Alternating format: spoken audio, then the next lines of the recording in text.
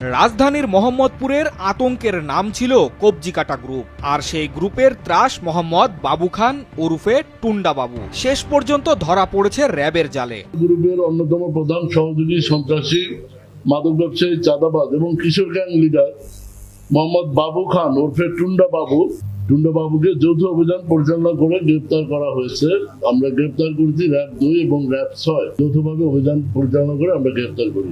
নড়াইল থেকে বুধবার র্যাব 2 এর একটি চৌকস দল গ্রেপ্তার করে এই দুর্ধর্ষ কিশোর গ্যাং লিডার, মাদক ব্যবসায়ী ও চাঁদাবাজকে। বৃহস্পতিবার রাজধানীর কাউরান বাজারের র্যাব মিডিয়া সেন্টারে সংবাদ সম্মেলনে বিষয়টি নিশ্চিত করেন অতিরিক্ত ডিআইজি ও র্যাব 2 এর অধিনায়ক মোহাম্মদ খালিদুল হক হাওলাদার।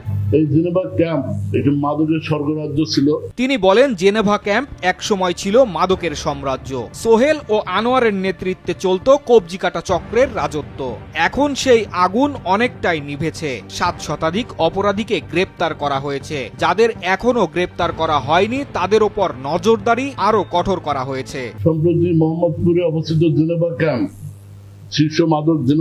শীর্ষ মাদক ব্যবসায়ী, সন্ত্রাসী, চাঁদাবাজ ভুইয়া সোহেল ওরফে বুনিয়া সোহেল এবং মাদক ব্যবসায়ী চুয়া সেলিম, এই 2 শীর্ষ সন্ত্রাসীকে আমরা গ্রেপ্তার করে আইনের আওতায় নিয়ে আসছি। তিনি আরো বলেন, টুন্ডা বাবুর রাজনীতি করার প্রমাণ এখনো মেলেনি, তবে পূর্ব গ্রেপ্তার হওয়া কবজিকাটা আনোয়ার ও সোহেলের রাজনৈতিক যোগসূত্র ছিল।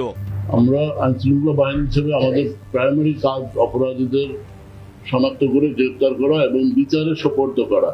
আমরা আমাদের যে দায়িত্ব, আমাদের উপর অর্পিত দায়িত্ব আমরা সুষ্ঠুভাবে পালন করেছি। র্যাব বলছে অনুসন্ধান অব্যাহত আছে, চলবে ভবিষ্যতেও। অপরাধী যতই প্রভাবশালী হোক ছাড় দেওয়া হবে না। জনগণের নিরাপত্তায় র্যাব প্রতিশ্রুতিবদ্ধ। প্রাথমিক জিজ্ঞাসাবাদে টুন্ডাবাবু আমাদের জানায় যে কবজিকাটা আনোয়ারের সাথে তার এক পর্যায়ে সুসম্পর্ক গড়ে ওঠে এবং সে আনোয়ারের রাইট হ্যান্ড হিসেবে সে কাজ করা শুরু করে।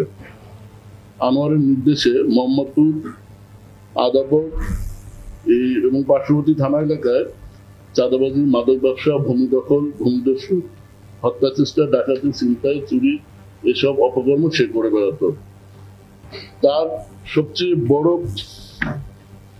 যে অপরাধ প্রবণতা, মডাস অপারেন্ডি, সেটা হলো সে নির্বিচারে চাপাতি চালায়।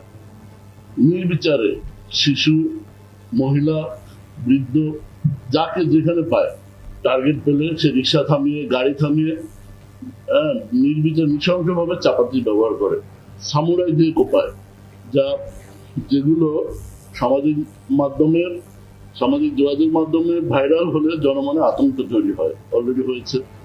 আমরা এই ভয়ানক সন্ত্রাসীকে এর আগে একবার গ্রেপ্তার করেছি, আজকে আবার আমরা গ্রেপ্তার করে তার মধ্যে সর্বোচ্চ আইনি ব্যবস্থা গ্রহণ করা হবে। অন্যদিকে কুমিল্লার তিতাসের এক রাজমিস্ত্রিকে হাত পা বেঁধে হত্যার ঘটনায় গ্রেপ্তার করা হয়েছে 2 জনকে। তাদের আদালতে পাঠানো হয়েছে। এবং এই যে আমরা আজকে যাকে ধরেছি, ইউনুস, যার নামে 1 নম্বর আসামি মাদকের সাথে জড়িত, এবং তার নামে ইতিপূর্বে আরো 4টা মামলা হয়েছে। রাজধানী হোক কিংবা জেলা শহর, অপরাধীরা রেহাই পাচ্ছে না। রাষ্ট্রের আইন শৃঙ্খলা রক্ষাকারী বাহিনী জিরো টলারেন্স নীতিতে অটল। আর টুন্ডা বাবুর মতো অপরাধীরও শেষ পর্যন্ত ঠাঁই হচ্ছে হাতকড়ায়।